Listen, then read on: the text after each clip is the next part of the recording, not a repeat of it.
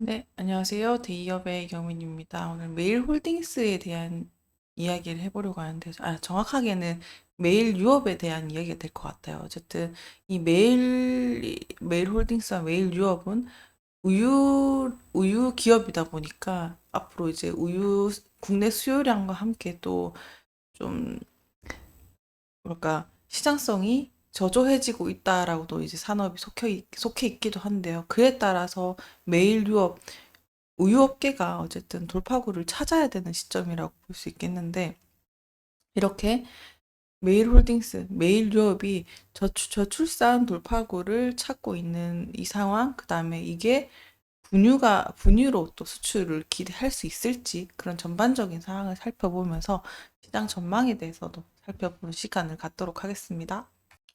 기사를 바로 보시면요. 이제 저출산 돌파구를 찾아야 될 수밖에 없는 이 분유 업계가 될 것 같은데, 이건 메일 유업뿐만 아니라 남양 유업이든 뭐든 이제 우유 업계랑 직결되는 이유가 될 것 같은데요. 우선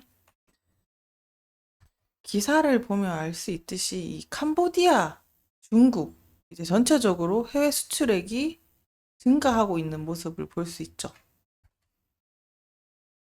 그래서 꾸준히 좀 상승하고 있다라고는 볼 수 있겠는데요.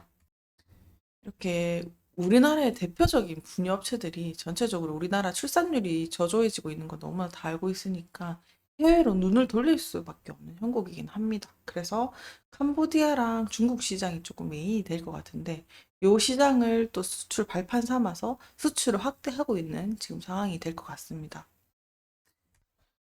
또 팬데믹 기간에는 우리나라도 그 당시도 계속 또 수출을 하고 있었지만, 그 당시에는 또 수출량이 급감을 했었지만, 지난해에는 저제분유 수출액이 전년 동기에서 3,400만 정도 달러보다 줄었습니다. 그러다가 어떤 다른 대응을 통해서 또 이제 올해 1월부터 5월까지 수출량이 전년 동기 대비해서 4.7%는 수치를 보이고 있죠. 그리고 캄보디아 수출도 두 배로 또 증가하고 있는 모습까지 볼 수 있습니다. 전체적으로 회복세와 수출세가 늘고 있는 기조다라고도 말씀드릴 수 있을 것 같은데요. 특히나 이제 메일유업 같은 경우는 중국 시장을 또 겨냥을 해서 특수 분유를 또 공급할 계획이니까 조금 더 시장을 좀 딥하게 좀 들어가는 추세다라고도 볼 수 있겠습니다. 자, 그러면 이렇게 이 전 세계적으로 유아나 아동들의 인구 이런 것들도 살펴봐야 이것들의 분유 수요랑 또 직결되는 문제이기 때문에 그런 것들을 감안을 안 할 수가 없는데, 일단 이게 중국이나 캄보디아, 동남아 시장에 또 초점을 맞추는 이유가 또 있겠죠. 그래서 캄보디아나 동남아, 뭐 아프리카 이런 부분 이런 지역들은 출산율이 또 높습니다. 그렇기 때문에 분유에 대한 수요가 당연히 높을 수밖에 없어요. 그래서 특히나 이런 국가에서는 영유아 인구가 많기 때문에 이런 수요는 좀 계속 되지 않을까라고 보고 있고, 아무래도 우유업계도 그런 시장성을 보고 들어가고 있다라고도 보여지는데요. 더불어서 명유아 인구도 살펴봐야 되지만, 이런 부분도 한번 생각을 해 보셨을까요? 바로 이 여성의 문제와 또 직결되는 거죠. 일단 전 세계적으로도 그렇고, 일단 여성이 경제 활동 참여가 좀 증가하기 시작하면서 이것도 모유 수유 대신에 분유를 선택하는 경향이 좀 많아지겠죠. 아무래도 우리나라에서 늘 겪는 일이지만 일이랑 가정이 양립하기 어려운 상황에서는 아무래도 분유가 대체제로 수단이 활용이 되고 있기 때문에 일하는 여성이 늘어날수록 또 분유 수요도 계속 증가할 수밖에 없다. 이런 구조를 가지고 있죠. 특히나 우리나라 또 이렇게 시장성이 있을 수 있는 거는 제품이 밑바탕이 돼야 되는 건데요. 일단 우리나라에서 생산하는 분유는 또 해외 시장에서 또 높은 수요를 끌고 있는 이유 중에 또 아무래도 K 분유라는 이미지가 또 형성이 되어 있어서 거기에 좀 프리미엄이 붙는 강한 경향이 있어요. 그래서 그런 그런 요소도 좀 작용하고 있다라고도 보실 수 있겠습니다. 어쨌든 제품에 대한 브랜드 이미지랑 제품이 또 탄탄하게 받쳐주는 상황에서는 어쨌든 소비자한테 이제 신뢰감을 보여줄 수 있는 그런 요소들이 상당히 작용을 하고 있다라고도 볼 수 있겠죠.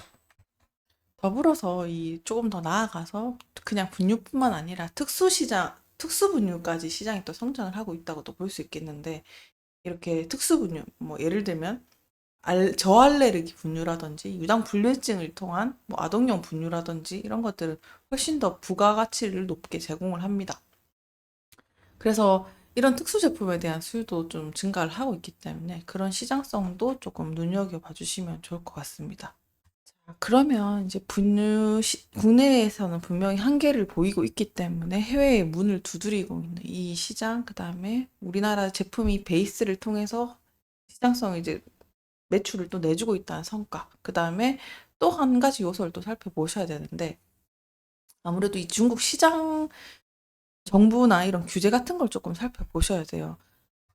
한 차례 이제 코로나 이후에 또 중국 정부랑 이슈가 또 규제 때문에 이슈가 있었던 일이 있어서 일단 다시 활성화되긴 했지만 어쨌든 시장성과 전체적으로 봤을 때는 중국은 가장 큰 분유 시장 중에 하나이기 때문에 이렇게 보시는 것처럼 메일유업은 또 밑작업으로 또 알리바바 헬스케어 자회사인 알리 건강이랑 이렇게 협력을 통해서 또 시장 입지를 강화를 하고 있는 단계니까 지금 전망으로 봤을 때는 어쨌든 최근에 또 수출입 허가 절차를 받고 뭐 세계 브랜드를 또 승인하게 되면은 수출이 더 증가할 요소가 또 될 수 있다라고도 볼 수 있겠죠.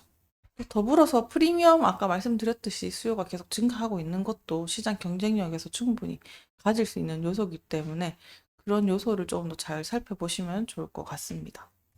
전체적으로 봤을 때 일단 메일 유업도 지금 자체는 해외 비중이 상당히까지는 아니지만 좀 적다고 볼 수 있지만 최근 몇 년 동안은 계속 해외 비중이 조금씩 늘려가고 있는 시장이기 때문에 어느 시점부터는 분명히 국내보다는 해외 수출량이 더 늘어날 수 있는 시점이 오리라고 생각을 하면서 어쨌든 그런 매출의 비중의 증가 추세를 잘 살펴보시면 좋을 것 같습니다. 네, 이 분유 시장이 어떻게 보면은 우유업계의 어떻게 보면 시장 규모를 가져올 수 있는 가장 큰 기회라고 볼 수 있고요. 앞으로도 메일 유업과 메일 홀딩스 다른 이슈가 있다면 또 같이 연결 지어서 말씀드리도록 하겠습니다. 오늘도 시청해 주셔서 감사합니다.